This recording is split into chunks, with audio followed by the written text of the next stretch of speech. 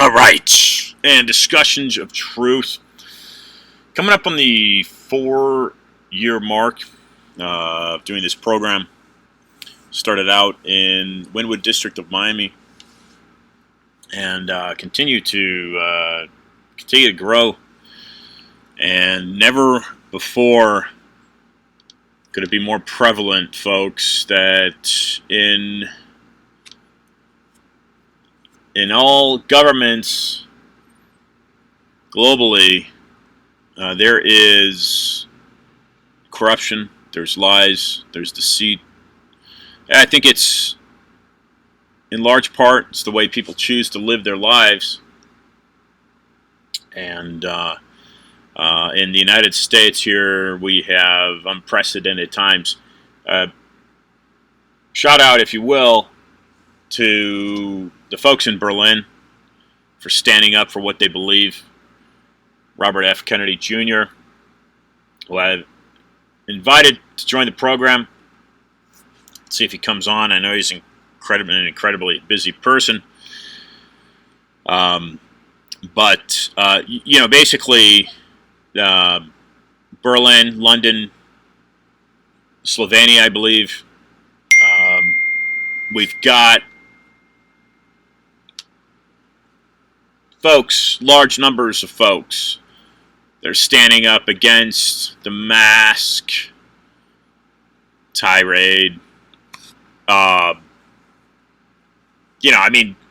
you can kind of pick what you want. You wear a mask, don't wear a mask. That's my personal feeling. You wanna wear a hazmat suit, protect yourself from COVID-19.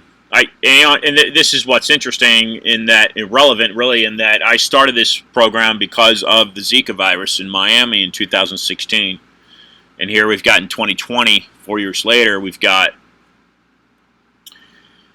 the COVID-19 pandemic. Zika was and is a relatively benign virus. It was discovered in the 1940s from a monkey, and then it made an appearance. I mean, it had made various appearances around the world, but very small, minute cases, and then boom, it makes an appearance in Brazil, in Recife, and then in Miami. What are the things that are going on under the very surface levels? Now, in another note, Freedom Reserved, No More Lies is a book that has been basically written now for over 2 years. It's a book that I wrote. I urge you to buy it. Go to freedomreserve.com. You can buy it there. Right now it's on pre-order through Barnes & Noble. The publisher, the projected, agreed upon publisher is Trine-Day. I'm just going to say right now, that book describes the financial relations and ties to the Zika virus and the pesticide that was used called Nailed. The timeliness could not be more perfect for it to be published. It was scheduled to be published in May. It was pushed back to July. Now it's facing a October release date.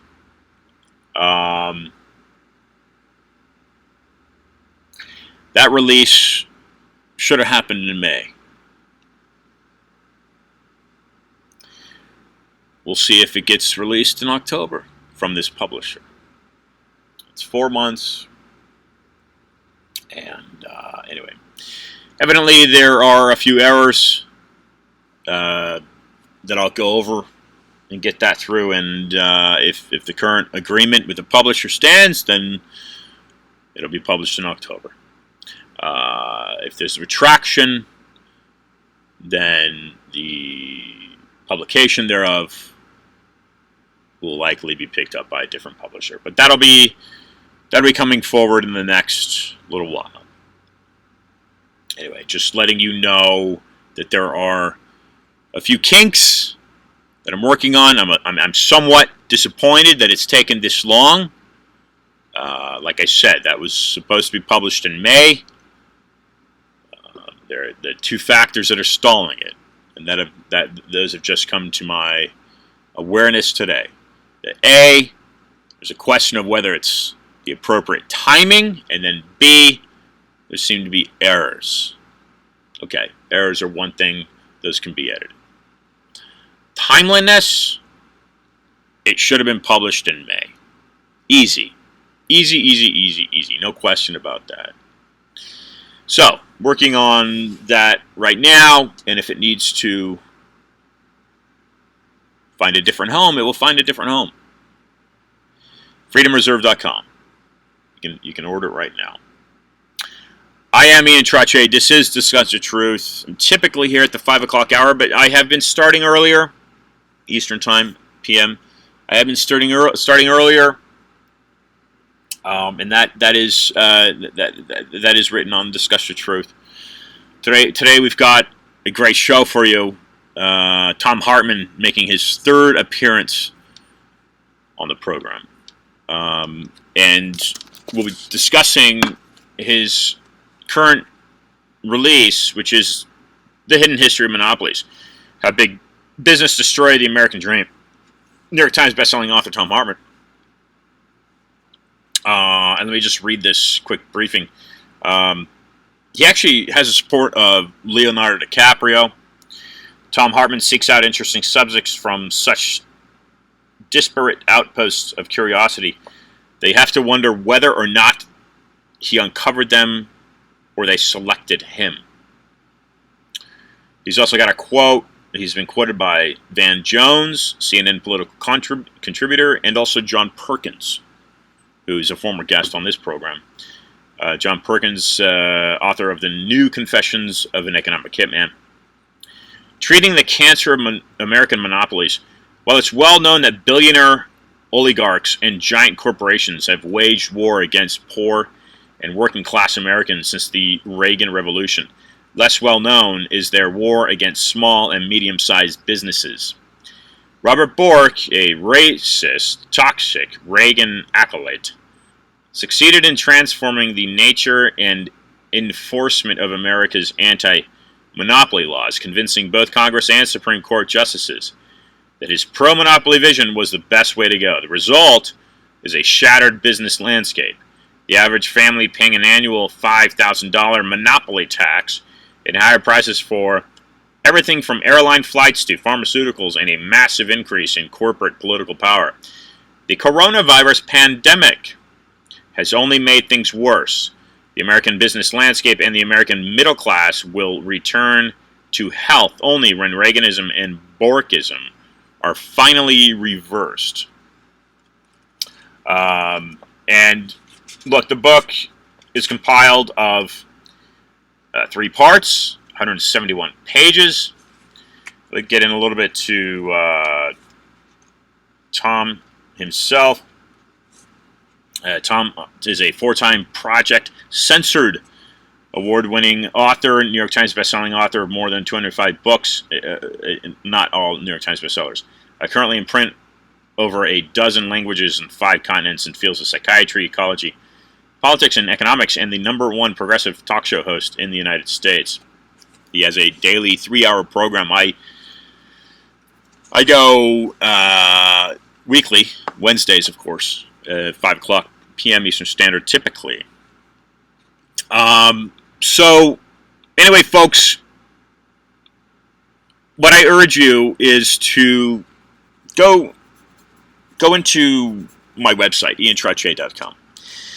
IANTROTTIER, and click on the articles tab. There you'll find links to a number of incredibly important books.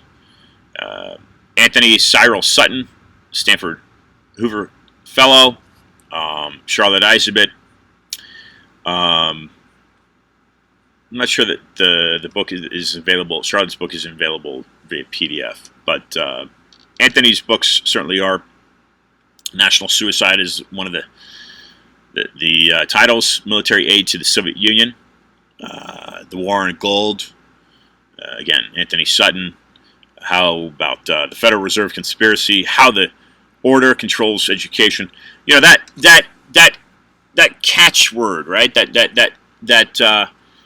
That phrase, conspiracy, right? People throw that word around to make people, seem like they're nuts, right? Well, you're so far-fetched, your ideas, but isn't that really simply a censorship on people's thoughts? Right? That's exactly what it is.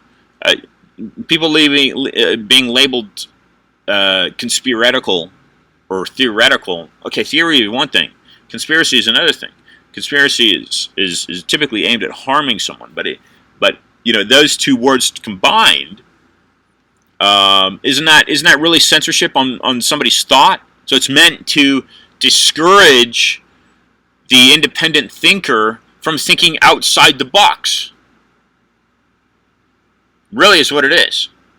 Really, that's what it is. In my view, conspiracy. I mean, there's conspiracies in governments left and right through organizations. You're looking at.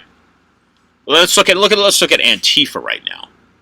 Antifa is a militant organization, aren't they? They've been declared by the White House to be a terrorist organization. But what's interesting here is, are they conspiring to do something? Absolutely. They're conspiring to destroy the nation. They make no bones about it. They want to completely redevelop this country. Tear it down, rebuild it. That's what they want to do. And they're trying to do that. They're starting with Portland, Seattle. But what's interesting is the BLM movement, which I was initially a supporter of, before I began seeing how that they were not peaceful in their demonstrations. And the two seem to be intertwined. BLM and Antifa movement seem to be intertwined. So if they are intertwined, should the BLM movement also be labeled a terrorist organization?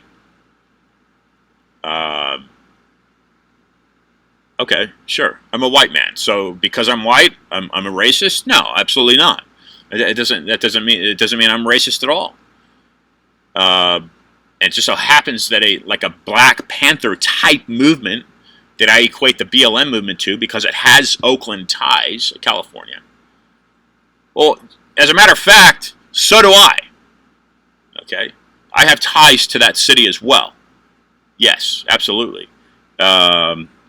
Happens to be the place of my birth.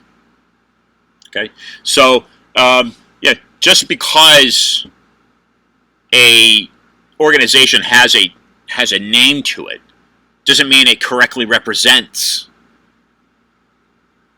their agenda, i.e. the Federal Reserve. Is the Federal Reserve federal? What does the word federal mean? Does it represent the U.S. federal organization? Well, yes, it does, but is it literally a government organization? No, it's not. It's a private banking institution. So, hopefully we'll have Trine Day pick the book up. They've agreed to. Let's hope they remain. That the agreement remains intact in October. We'll have the release date. You can pre-order right now on Barnes & Noble. That's a developing situation that I have just made aware of after a few months of a few months of not really understanding why he was being pushed back. Now I know why he's been pushed back. So, okay, Thom Hartmann now, we'll bring him on. We're bringing Thom Hartmann on to join the program. He'll be joining us now for the third time. This is Discussion of Truth. You are tuned in, listening to Wynwood One Miami Radio.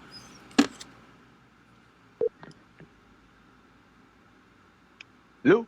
Mr. Thom Hartmann, how are you? It's Ian Trottier for Discussions of Truth, sir. I am well. How are you, Ian? Nice to reconnect with you. I'm doing well. I'm doing about as well as I have projected to be doing. We've got, since we last spoke, we've got quite a different world moving. It seems at this time. Yeah, definitely. So, Thom, the hidden history of monopolies. How big business destroyed the American dream. This is the fourth installment of your series?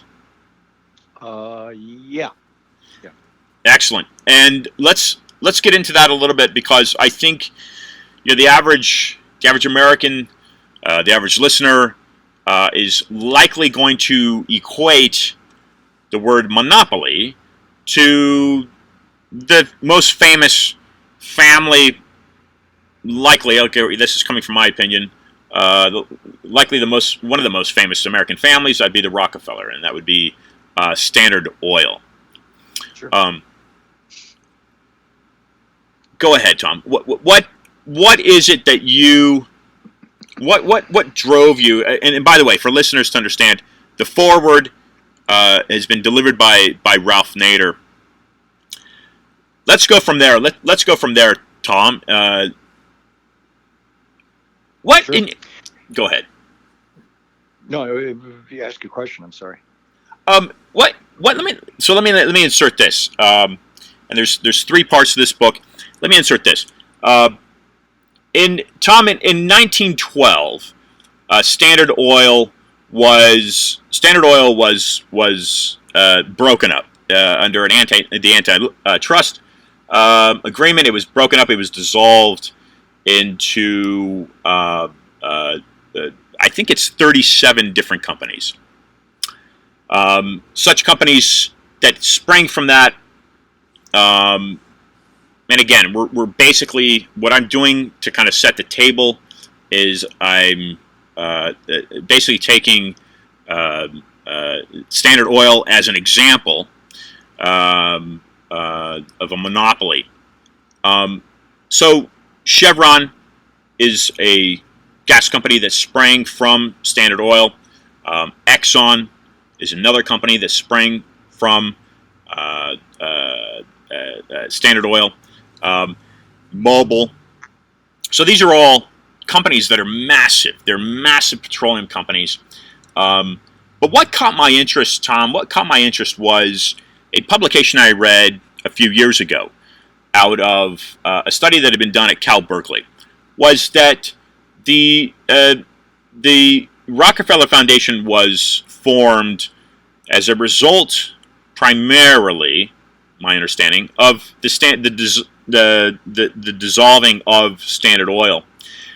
Yet the Rockefeller Foundation retained majority ownership of, I think, 7 of those smaller companies that broke from Standard Oil.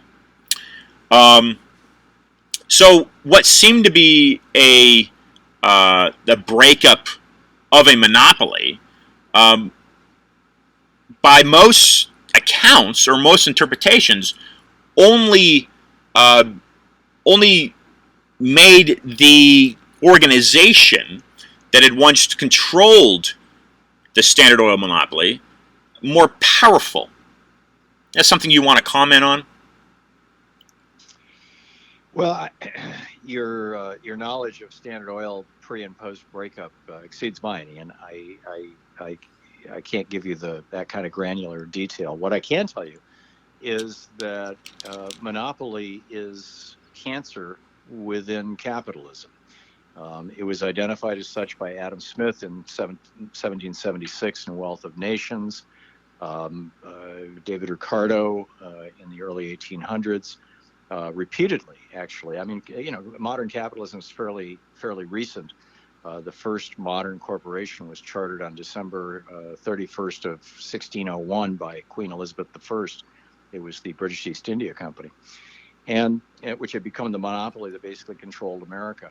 So, we defeated that monopoly and the country that was supporting it in the Revolutionary War, and didn't really see the rise of monopoly again until the late 1800s in the United States. And, part of that was Standard Oil or Rockefeller's organization. Part of that was Andrew Carnegie and the steel monopoly, the DuPont explosives or chemical monopoly, the Dow, the explosives monopoly, the Gould's railroad monopoly. I mean, it just went on and on and on. The Morgan banking monopoly. And so Congress passed the Sherman Act in 1890 saying that, these things were illegal, but there was not a president who was willing to enforce that law until 1905, or really 1904. And that was the result of Teddy Roosevelt's re-election campaign or election campaign. He had come into office in 1901 when McKinley was assassinated.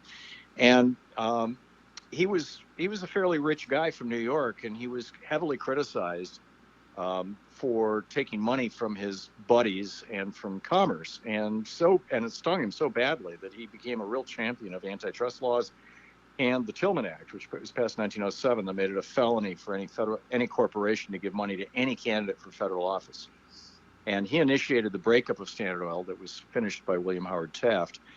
And, the whole point of it, I mean, monopoly in essence is a business organization or system designed to eliminate or suppress competition. And that's certainly what all those guys were up to. And the whole point of the Sherman Act was to reintroduce competition by breaking companies up so that small and medium-sized companies could compete with them, or new innovators and people in the marketplace. And we had, and arguably still have, up until the 1980s, monopolies, but nothing like we had seen in the late 1800s until 1982. And the last meaningful enforcement of the antitrust laws was under Nixon, when Nixon ordered AT&T to be broken up, and Jimmy Carter finished that job in 1978 or 79. And then in 1982, Reagan said, okay, we're just not going to enforce these laws anymore. Screw it. We're not going to do it. And we have not enforced the Sherman Act, the Clayton Act, or the Antitrust Act of 1956 in any meaningful way since then. And as a result of that, we are now in the cancer stage of capitalism. We have every major industry in the United States is monopolized by typically 3 to 5 corporations that operate in concert. We're all familiar with how, if Delta raises their prices $10, United does the same thing within 5 seconds. They function as a monopoly, and you find this, across every sector. And, the result is that it's gotten harder and harder for small and medium-sized businesses to even get started, much less compete. And the average American is paying a $5,000 a year, essentially a tax. We pay it to corporations, not to the government, for monopoly. We pay higher prices for everything. We pay twice the price that Europeans do for internet service. We pay 2 to 3 times the price for cell phone service. We pay 2 to 5 times the price for cable TV service. We pay more than 100% more than any other developed country in the world does for pharmaceuticals. We pay a little more than 2.5 times as much as anybody else in the world for hospitalization, and in some cases as much as 20 times as much. So it just goes on and on and on. I mean, pick your industry, and it's basically draining wealth out of the pockets of working class Americans and putting it into the pockets of the top 1%. Thom, it's great to have you back on the program. You're such a wealth of knowledge. Let me ask this. Is a cancer of monopoly is a cancer of capitalism?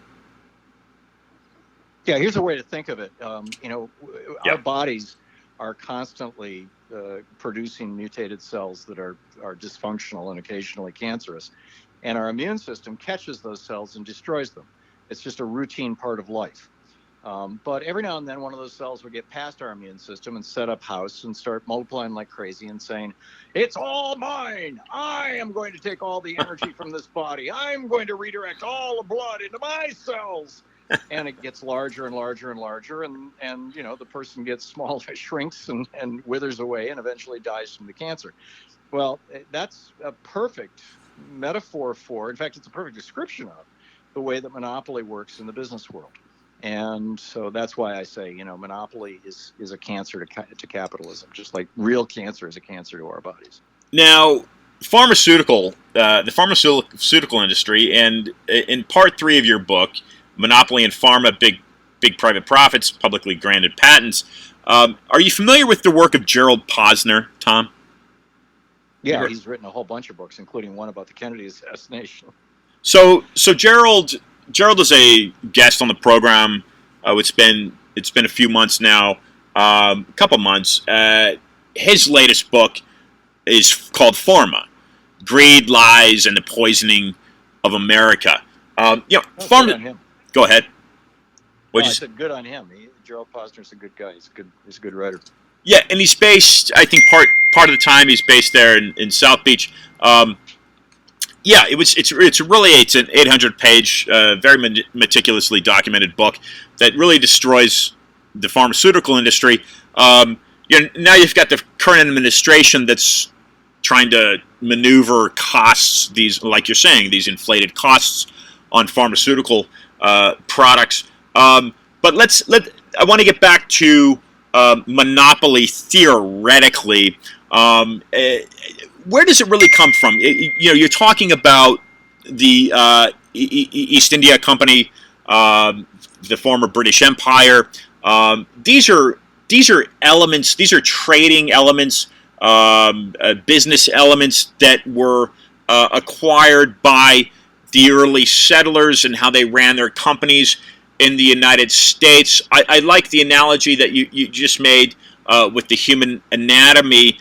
What can Americans do to fend off this kind of monopolistic type tyranny in business? And what I'll do is I want to read an excerpt from the foreword that Ralph Nader provides for this installment of your series. Today, giant corporatism, the commercialism of just about everything at the expense of our civilization's civic, spiritual, health, and safety values and other conditions needed for the well-being of future generations, confronting poverty, addressing planetary climate crisis, and the averting nuclear war. So that's a pretty strong word, but of course it's a threat, is crushing our key word here, democracy. He further continues, Ralph says, it is corrupting our elections and, astonishingly enough, controlling the vast commons, public lands, public airwaves, vast pension and mutual funds, and industry creating government-funded research and development that are all owned by the people. So I'll step back from that, Tom, and I'll say, hey, let me ask a question now. Is the Federal Reserve, which basically supports the United States as a insurance policy, if you will, for its economy, that's the way I look at it, is it in itself a monopoly? What do you think, Tom? What do you say to that? Well, the Fed has monopoly power over the U.S. money supply, but the money supply is a natural monopoly, which is the province of government. I mean, you wouldn't want competing companies offering the money supply of the country any more than you'd want competing companies on a for-profit basis offering your fire service or your police service. That falls into the realm of natural monopolies. But what I would say is that, to extend a metaphor or use another metaphor, number one, business didn't just, come out of God's mouth or something. I mean, the way that we do business is not some natural law or some natural force. Business is a game, just like football is a game. And in a game of football, you have a rule book which is agreed upon by all the players, and then you have referees that enforce that rule book. And if the rules of football were changed, let's say that one particular team were to get really, really rich and bought the league, or bought enough of the league that they could influence the rule book, and they rewrote the rule books so that particular team got six downs rather than 3 or 4. They would have an advantage, and they would end up basically owning everything.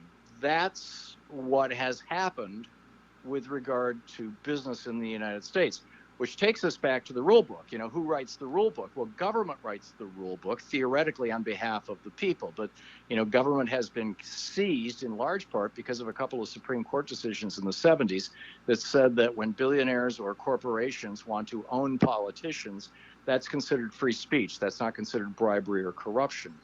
And so here we have literally the only power on earth that can constrain a $1 trillion corporation, which is government. You can't do it. I can't do it. My city can't do it. My state can't do it. The government can do it. They can say, okay, you may do this, you may not do that. And so as a result of that, in the 70s and through the early 80s, this was what Reagan said in his first inaugural address on January 20th, 1980. Government is not the solution to your problems. Government itself is the problem. Beautiful. Well, that's something that only a monopolist would say. That's something that only a billionaire would say. That's something that only somebody who's a shill for giant corporations would say, because the one power on earth that giant corporations fear is a government that's answerable to the people rather than to the corporations.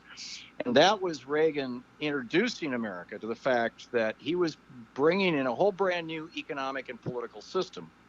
We call it Reaganomics, that we have been operating under for 40 years now, that gutted the American middle class. Right. That fewer than half of Americans are even in the middle class any longer. It was around 2/3 at that time in 1980. Unionization, 1/3 of Americans had a union job, and another third had a similar benefit structure and pay structure as a union job, because the union job set the floor. That was 2/3 of America in 1980. It's now 6%.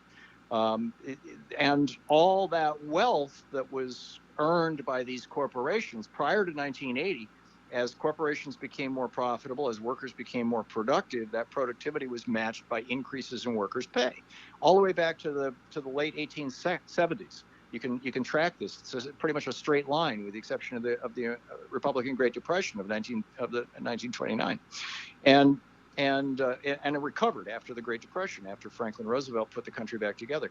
So what we have here is a situation where the one constraining force on monopoly, on corporate misbehavior, and basically ownership of us, has been corrupted and co-opted by the Supreme Court, which is why my last book was about the Supreme Court, or the second book was about the Supreme Court.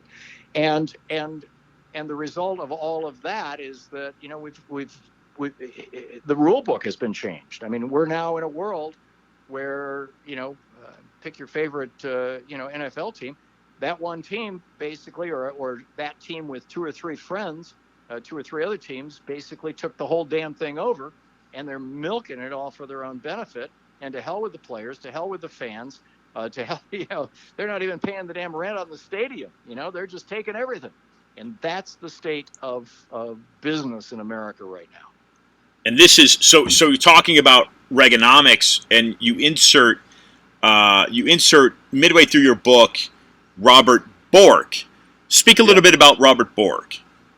Sure. Bork was he was first trained as an economist on his way to law school, and that was at the Chicago School of Economics, where he was a student of Milton Friedman. And this was back in the 50s and 60s. And Milton Friedman, he just loved Friedman.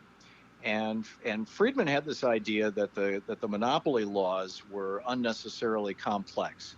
The notion that we had about business at that point in time in the 1950s and 60s, and frankly had since the founding of the Republic, was that a corporation has a number of constituencies. It has to answer to its community, the community in which it exists.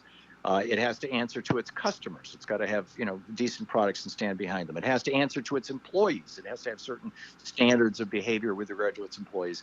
And it has to answer to the institution of the corporation itself. It has to work for its own preservation.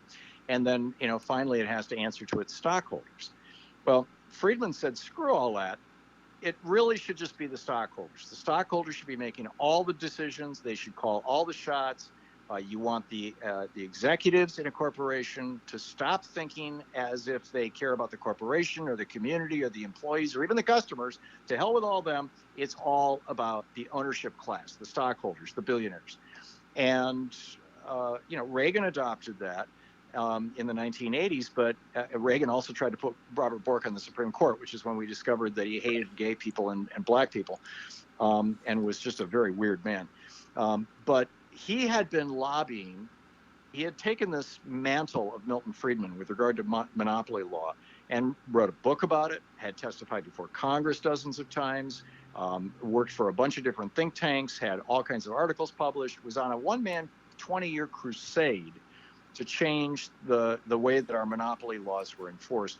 And at one point in the late 70s, the Supreme Court even, tipped their hat to him in a case called GTE Sylvania, and said, well, maybe we really should just be looking at shareholder value and whether prices go up or down to the consumer. That should be, his whole thing was, it should just depend. It's a monopoly if prices go up. That was his bottom line.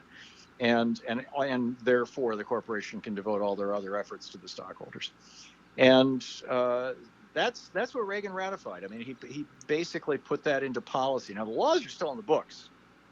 And the Supreme Court could change their mind, or Congress could even overrule that decision fairly easily, that GTE Sylvania decision. But right now, we have not in 40 years had a president who was willing to roll back Reaganomics. We haven't gone back above 50% for the top marginal tax rate. We haven't, in the 1950s and 60s, 1/3 of all the revenue into the federal coffers was corporate income tax. Right now, it's around 7%. We haven't changed that. We haven't started enforcing again the antitrust laws, and we need to. If we don't, I think that it's going to get real ugly. It's already real ugly. Yeah, so you're talking about enforcing an antitrust. Let's take, for instance, Microsoft, or we can use them interchangeably, but only to a degree, or Facebook. Are either one of those companies, in your view, are these monopolies? Sure. I mean, the main strategy that Rockefeller used that got him into trouble was buying up competitors or running them out of business or threatening to run them out of business and then buying them for a song. That's how he went from having one small oil company to owning more than 90% of all the oil properties and production in Ohio and Pennsylvania in less than 15 years. I mean, it was just massive. And that's exactly what Facebook does. That's how they got Instagram, for example, although there's 100 smaller programs that have been integrated into Facebook over the years. That's what Apple has been doing. They control both the hardware and the software. Microsoft, to a large extent, is doing the same thing. You've got European regulators, as I mentioned earlier. In Europe, most people are not paying.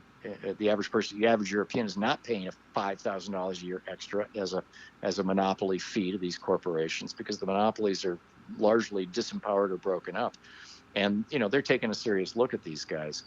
Amazon and Alphabet as well. Yeah, but we'll see how it shakes out. Yeah, and I think that the value of the tech industry during the COVID-19 lockdown has really skyrocketed. Let me throw something out here for you, Tom.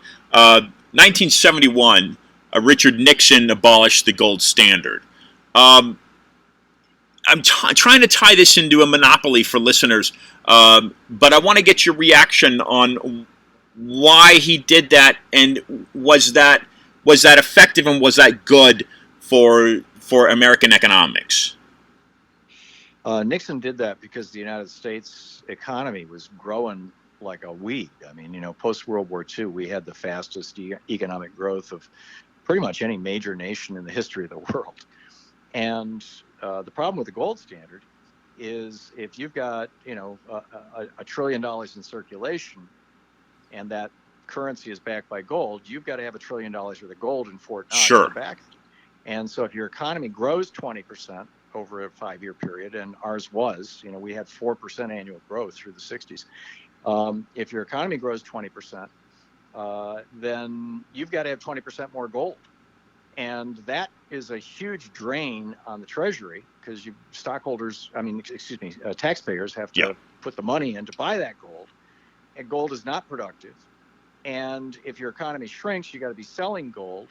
And frankly, our economy, the projections in the 70s or even the late 60s, when this really got underway in probably 66, 67, the projections were that by the mid 1980s, the economy would grow beyond the available gold supply of the world. We would have to start, aggressively mining and buying from other countries who didn't want to sell to us because they were on the gold standard too, and the price of gold had been fixed, and that was causing all kinds of problems. Roosevelt tried to deal with that, and it was just a mess. The gold standard was something that stabilized currencies in the 1700s, the 16, 17, and 1800s, largely because counterfeiting was so easy. Counterfeiting currency was so easy back then. And there had to be some way to establish the value of currency. But by the 1940s and 50s, we had developed technologies to make it really, really hard to counterfeit our currency. And nobody was doubting the value of an individual bill or, of a pile of bills. And so, Nixon's position was, this is just no longer necessary. And it wasn't, really. So you've got a quote here that's pretty interesting. If we look at, and again, the end game, of course, is to address what listeners can do, obviously, to hold on to those democratic values that best represent the majority.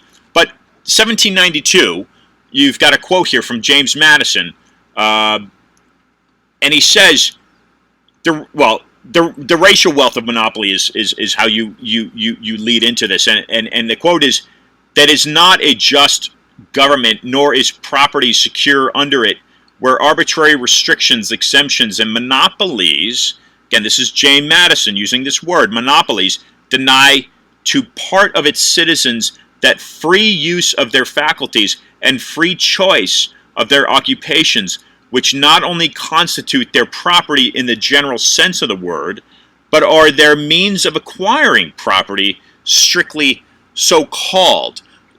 Expand on that a little bit, Tom. What exactly is Madison getting at here? Well, he was expressing a common sentiment at the time. Madison, of course, brought together the people in Philadelphia in 1787 to write the Constitution. He's referred to as the father of the Constitution. He kept the notes from the Constitutional Convention, and they weren't published until 50 years later, which was his agreement with everybody. Everybody was dead by the time they were published. That was the deal. And he was Jefferson's protege. And so, they got together through the summer and early fall of 1787. And in November, Madison took the first copy of the Constitution and mailed it to France, where Thomas Jefferson was living as a U.S. envoy to France, and said, "What do you think, boss?" Jefferson lived down the road from Madison. They'd been lifelong friends. Madison was 20 years younger, and he was sort of Jefferson's protege. And Jefferson wrote him back this long letter in which he said, I really like this division of government into 3 parts, and the division of the legislative branch into 2 parts, and the checks and balances. And, he goes through everything he likes. And then he says, and now I will tell you what I do not like. And he says, what I do not like is that there is not an explicit Bill of Rights that says that the press shall be free, religion shall be free, that there shall be a right to privacy. He used slightly different language because they didn't use the word privacy back then. To say I want privacy was what people said when they wanted to use the outhouse. That's the word privy. So that's why you won't find the word privacy anywhere in among the founders, because when privacy literally meant use the toilet. But in any case, so Jefferson basically went through the stuff that is in today's Bill of Rights. A right of trial by jury, et cetera. And included in his list was an absolute ban on commercial monopolies.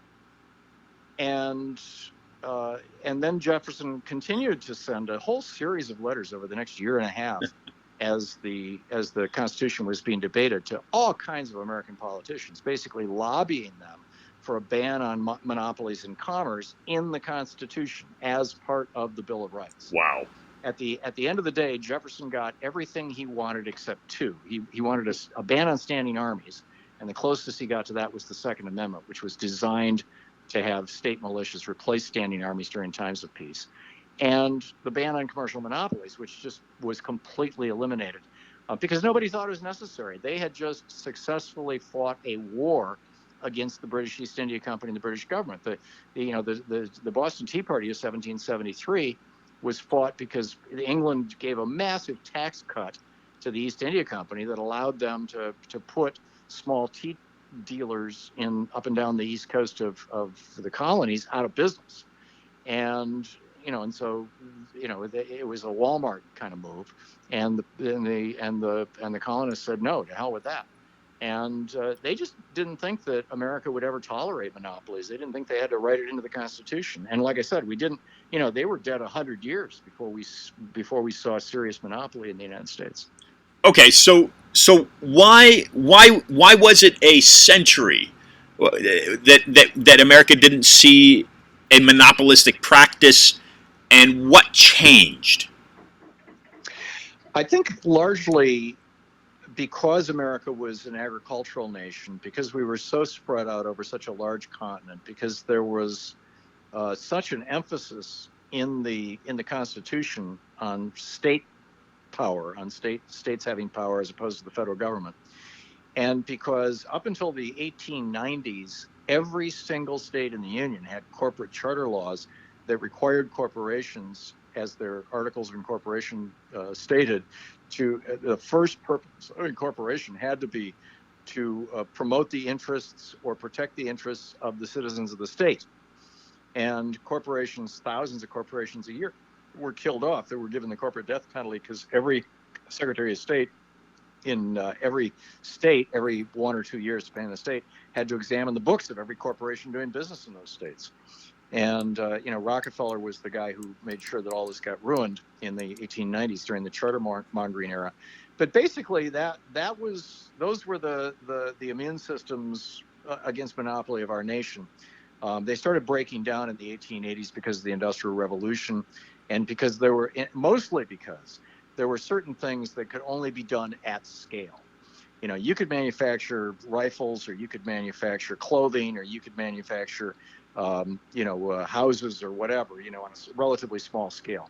But if you wanted to make a railroad car, if you wanted to build a railroad, if you wanted to build an oil refinery, you had to do that at scale. You had to have a really large corporation to be able to do that, to be able to pull all the resources together and everything else. And so the Industrial Revolution and the rise of monopoly were kind of like chicken and egg. Interesting. Very interesting, Thom. Main point here, I think, for listeners is that monopoly and the practice thereof has been an issue that this country has been fighting since its inception. That sounds like it would be. Go ahead. Literally. Like I said, the Boston Tea Party was a battle against the East India Company, and the East India Company provided the resources for the British Army. I mean, we were fighting the East India Company as much as we fought the British Army in the American Revolution. And let me say this for another way to look at it, for those listening out there. Even though the United States, we've had our history with monopolies, and thank goodness you've written this book, Thom. But if we look at a neighbor to the south, Mexico, there's another form of monopoly that I would consider a monopoly, and that's the basis upon which that country was founded, which was a combination of church and state. Would you agree with that? Yeah. I mean, churches are monopolizers on religion. The Catholic Church would be very happy if the Protestant churches of the world just went away, for example. Right. Yeah, or absolutely. Vice versa, I suppose. Now, how do Americans move forward? How do we move forward and keep those checks and balances? I mean, we've got look, I've never seen in my lifetime. I've never seen any political frying pan as hot as it is today. We've got a clear divide that seems, and now we've got we've got people mobs it seems attacking the opposition, Trump versus Biden. Republican versus Democrat. My personal feeling, Tom, is that both the parties have enough corruption. I think they're both weeds. And I try to, on my shows, I try to get listeners to do their best to uphold constitutional inalienable rights and constitutional values, and not necessarily side with political parties. And one example of that would be Robert F. Kennedy Jr. Not sure if you've been following him, but he's given his whole spiel on what he thinks the economic ramifications are globally in regards to this COVID-19 pandemic. And those would be fairly different from his constituents in the Democratic Party. We can bring out different examples of Andrew Jackson, for instance, was a Democrat in 1844. He ran on the re-election platform to literally kill the banks, and then we've got Abraham Lincoln, right, who's sticking up for racial equality during the Civil War. And that's debatable, but he's a Republican, right? And then JFK, of course, a Democrat. So regardless of the party, I think the two of them flip-flop and the two of them mesh and mix. The question is, let's look at Americans. What can Americans do to keep a level playing field? In that conceptually, realizing that any type of monopoly, any type of business that grows so large that they begin gobbling up their competitors and therefore squashing and squelching the growth of the middle class or expansion of the middle class, and we see that happening in the U.S. today at a ridiculous rate. Really, I think it seems that the middle class is certainly shrinking. How do Americans? What can Americans do to restrict that? To again keep that level playing field? I think step one is to educate people about the fact that America was birthed in opposition to monopoly. B, that monopoly is corrosive and destructive not only to the average person and to their lives and their security, but also to the capitalist system. To the extent that you may like that as a whole. And see that Reaganism, trickle-down economics, whatever you want to call it, neoliberalism, is ahistoric. It's not consistent with history. It is trying to harken back to the Gilded Age, and that was a very destructive time in America's history. And by supporting monopoly, I mean, when Reagan in '82 declared that he was no longer enforcing the antitrust laws, there was, ask anybody who was alive at the time, there was an explosion of what was called M&A activity, mergers and acquisitions. Michael Milken declared himself the master of the universe, the M&A king. And these guys, they were, tearing companies apart and ripping their guts out of them and slamming them together without regard to the employees, the community, the corporation itself, or the customers. I mean, it was just like, it was an orgy. And we're still there. This is still going on. And so, people need to realize that what Reagan did with Robert Bork's help and encouragement, and has been extraordinarily destructive, not just to average working people, but right across the board at every level, to our political, to our body politic. It's corrupted our body politic in the ways that you just described. It has corrupted our economy itself. And it is establishing a lousy foundation for the future. The hidden history of monopolies, how big business destroyed the American dream. Thom Hartmann has written a New York Times bestseller. He's written over 25 books. Again, the foreword is by Ralph Nader. Tom, what's next for you in the installment of this series? The next book, which will be out next spring and just went to typesetting, is The Hidden History of Oligarchy and Tyranny, How Fascism Rises in America. Wow. Great stuff. Great stuff. Any closing comments, Tom? How you holding up during this COVID-19 pandemic? Oh, I'm doing fine, Ian. We all kind of discover are places where we can have some peace and quiet and rhythm, and Yeah. it's real interesting. It's a complete recalibration of life. I'm guessing that you're experiencing the same thing. Yes, I have not been in Florida, so I've been remote and out of state, and where I physically am, actually, life has been fairly normal for me, Tom.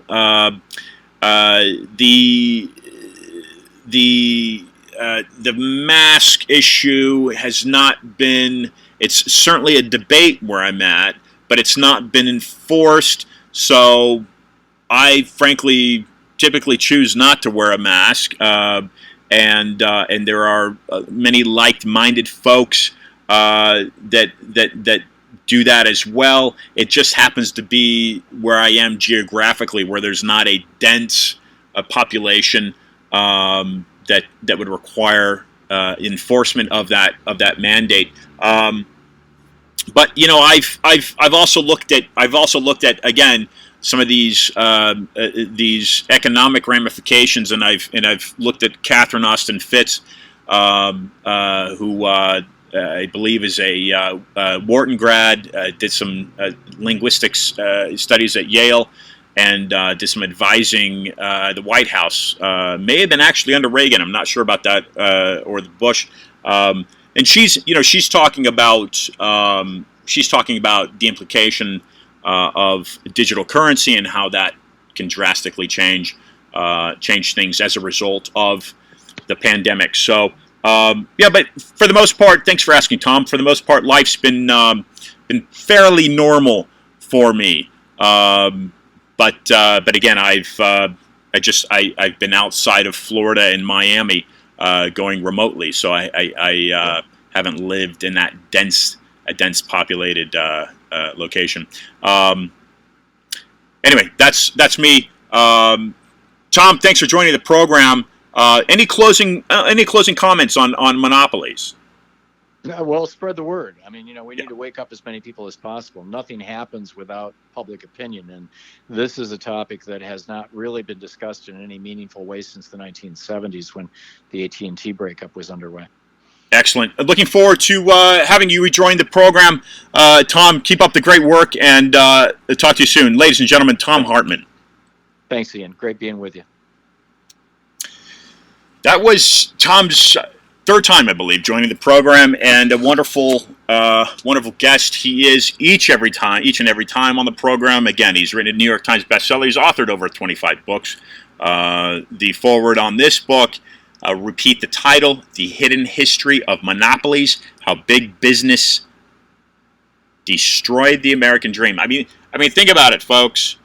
Big business destroyed the American dream. Look at Walmart. Tom mentioned the name. Look at Walmart, and compare Walmart to your mom and pop grocery stores. Okay? Ask yourself, do you personally know a business that has gone under during this pandemic? Do you personally know a local grocer that can no longer pay his rent and had to fold? Companies like Walmart, you can go. Costco would be another one, right? Big box retailers drive out your mom and pop stores, your local stores. You got to think to yourself. You got to remind yourself. All that is doing is killing the middle class. And folks, when this middle class dissolves, you have no more power. You, the people, have no more power. So, looking forward to having Tom back on the program. Wanted to mention one other thing before I go. Don't ever, in my opinion, don't ever allow anyone or any group thinking to limit your mental processing. Whereas what I'm saying is you are an individual. You have a brain. Allow that brain to work, function, think, move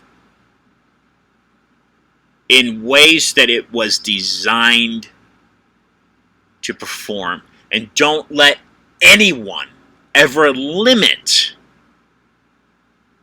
the abilities of the function of the brain that you possess. And with that said, don't ever let anyone limit the abilities of words that can come out of your mouth.